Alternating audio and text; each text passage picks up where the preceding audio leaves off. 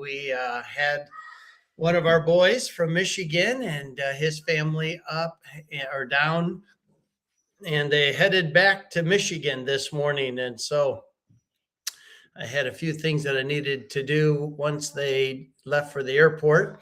But we are glad to be able to share John 11. This is a tremendous chapter, and we're going to take our time going through it.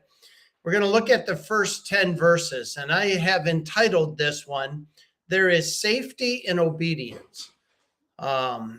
Today, one of the buzzwords is safety. Many things are done in the name of safety.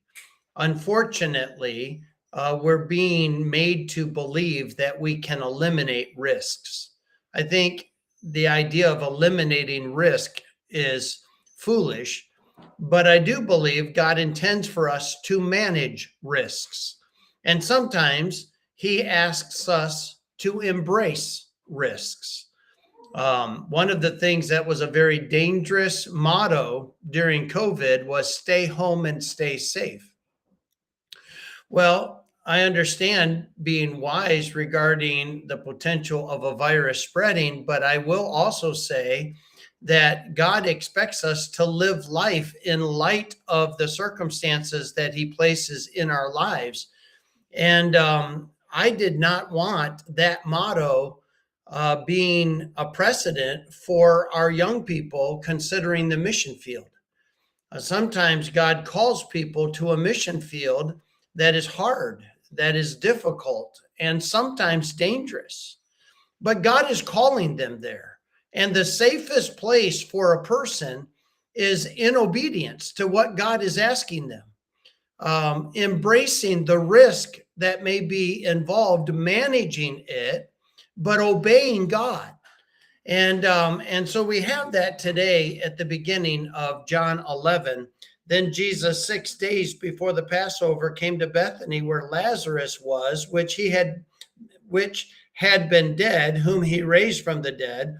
There they made him a supper, and Martha served, but Lazarus was one of them that sat at the table with him.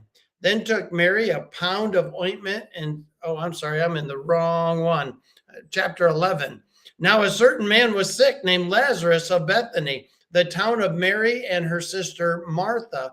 It was that Mary which anointed the Lord with ointment and wiped his feet with her hair, whose brother Lazarus was sick. Therefore his sister sent unto him, saying, Lord, behold, he whom thou lovest is sick.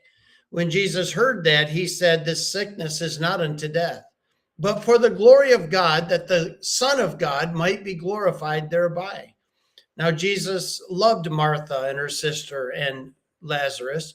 When he had heard, therefore, that he was sick, he abode 2 days still in the same place where he was. Then after that saith he to his disciples, Let us go into Judea again.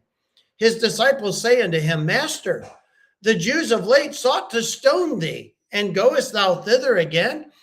Master, they tried to kill you there. Why are you going there? Well, the answer is because Jesus needed to do the will of his Father. He needed to perform this miracle to prove he was God, to prove he was the Messiah, to give hope to a lost and dying world. Jesus answered in verse number 9, Are there not 12 hours in the day? If any man walk in the day, he stumbleth not, because he seeth the light of this world. But if a man walk in the night, he stumbleth, because there is no light in him.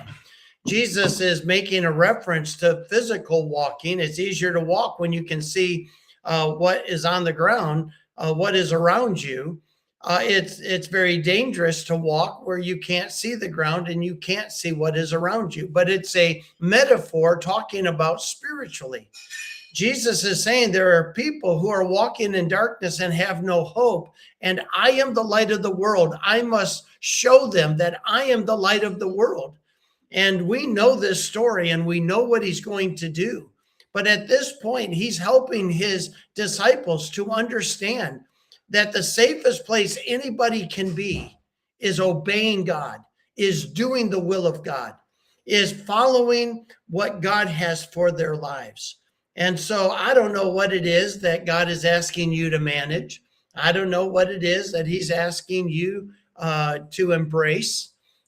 Maybe it's a trial that you're going through. Maybe it's a fear you need to face. Maybe it's a challenge that you need to conquer. Maybe it's a step of faith you need to take. Whatever it is, God is telling you the safest place for you is in the will of God. Do what God is asking you to do. Manage the risk. Don't ignore it. Manage the risk, but don't get paralyzed in fear because of the risk. And so, as we embrace life today and we face what it is that God has allowed us to see and face, may we do it with confidence, knowing the safest place for any Christian is in obedience to God's word and what the Spirit of God is asking of each of us. May he find us obedient. God bless you. I hope you have a great day today. I'll look forward to seeing you again tomorrow.